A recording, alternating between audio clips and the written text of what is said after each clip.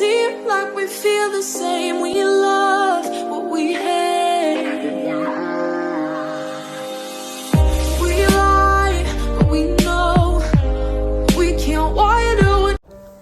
How to understand that every mountain top is within reach if we just keep on climbing. Hello friends, this is Yundan, and today's share is about understanding that every mountain top is within reach if we just keep on climbing. This is just a share from my own life experiences and of course from my own reading. Understanding climbing a mountain, we all have done that, right? Yes, in our life journey, we all have to climb the mountains. We all have to climb all the struggles, the difficulties in life. Nobody is exempted of difficulties and problems. Yes, those problems can be a mountain top.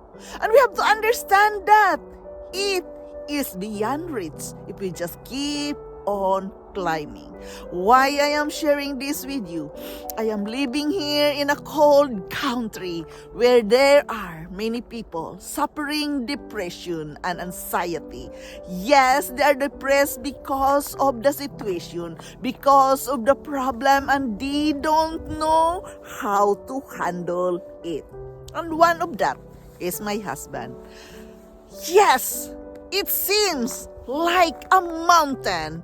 The struggle of his depression, the struggles of his anxiety, it is beyond reach if he just keep on climbing. But he gave up. He gave up and he took suicide because he cannot take it anymore, because it is hard, because it's too heavy and painful climbing up that high mountain. The mountains are there to be climbed, and we can reach on the top of that mountain if we just keep on climbing. Don't stop even you are struggling. Don't stop. Don't give up even it seems so hopeless and impossible. There are always solutions to our problems. Problems are there to be solved. Problems are there to embrace, not to give up. Yes, it is very difficult when we are struggling of depression and anxiety. We don't have the clarity of mind. And the worst thing also, when you don't believe in God. He don't believe in God. My husband don't believe in God. If he only believe in God, if only he has the faith in God that he can help him, that would not be happening, that he was taking suicide. Every mountain must be climbed. It is there. It is a part of our life journey, and we have to understand that. And we know also that it's very difficult to understand when we struggle of depression and anxiety. Everything seems so dark. Everything so heavy. Everything seems so hopeless when you don't have faith and believe in God. I survived my life here in this foreign country. Even I am struggling of lot of difficulties and hardship. It is hard, but I keep climbing that mountain because I understand that mountain is there to be climbed. Just keep climbing little by little and do not ever give up. Don't give up anything. For me, it becomes easier not to give up when I can kneel down for a word of prayer, when I can cry out loud to the Lord, asking Him to lead me, to guide me, be there for me, asking Him that I am surrendering myself to Him because I cannot take it anymore because of the hardships. It is so hard already. I cannot take it anymore, and He is there for me. But all these things is so heavy to climb a mountain when you have a lot of baggage. It cannot be avoided. As a human being, we have a lot of baggage we have to carry. We have to carry it day in and day out because it is a part of our life. We have to understand that those baggages we're carrying in our day-to-day life, we can set that aside. We can set that aside when we have the right mindset.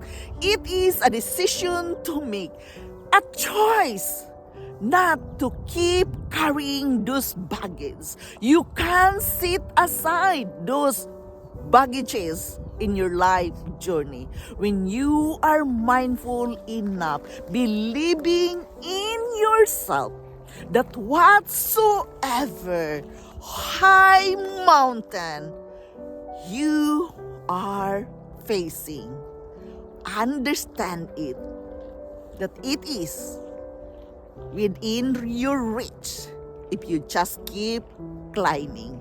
You can make it until the end. You can, because God created you to conquer it all. It is about being mindful, really knowing that whatsoever we are facing, we are capable of doing it. But we have to again consider ourselves, to pray, to meditate, to acknowledge the goodness of God. Many of us believe in God but not practicing really. And why is that? Because of our pride, because we are doing fine. We just go to God when we have problems. We just go to God when we are facing those high mountain. No, you don't have the strength to keep on climbing that mountain if you don't have the power and strength from God. Again, I am not talking about religion. I am just sharing with you how I live my life surviving in this foreign country alone. Believe me, I face huge mountain beyond my reach. But because I believe in Him above, and I understand that whatsoever problem we are facing, we don't have a choice. We must just keep climbing little by little, slowly and firmly, taking choices towards reaching that mountain. To understand this really, it's very difficult when you cannot acknowledge God, because God knows. He did climb mountains when He was here in earth. He was facing from one mountain to another. He did. And we have to do that as well. With His Spirit, we can all conquer those high mountains in our life.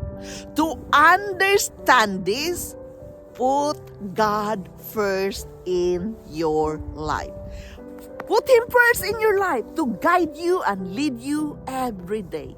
Have that peaceful moment to communicate with Him and acknowledge His goodness. You are alive today because He breathed His life onto you. Acknowledging Him as the creator of the universe really helps you to understand that mountains in our life are there to climb. And it is within our reach if we just keep on going, climbing little by little, knowing that you have the strength and power from God who help you to climb that mountain. And remember the sweetness of your victory when you're on the top of that mountain is really unmeasurable. So do not be discouraged. We all have mountains to face in this life journey. But it is within reach when we just keep on climbing. Understand it well that we must need God to climb these mountains in our life. Keep climbing and never ever give up. This is Yundel. Thank you for listening. Thank you for dropping here in my channel. I am very grateful to each and every one of you supporting me here in my life journey. You are not alone.